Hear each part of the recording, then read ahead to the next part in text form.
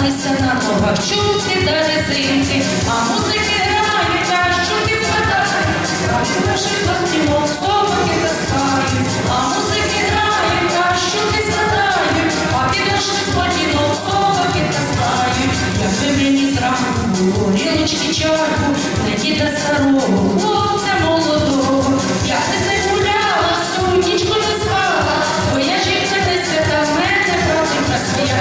Я б не гуляла, сумнічку не спала, бо я жінка не свята, в мене правдика своя.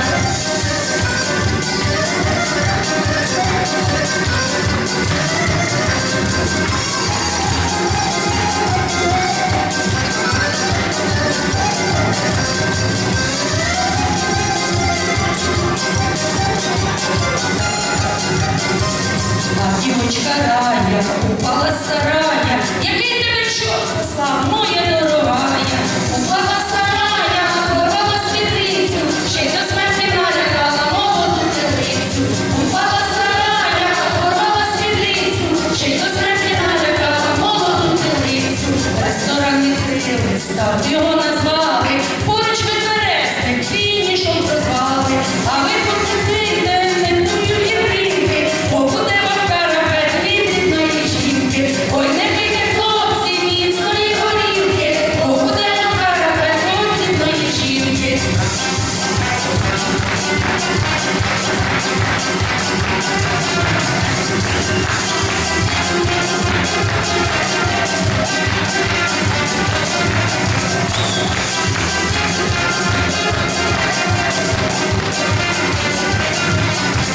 Танцювала карапет, порвала ботинки, осталися на ногах чулки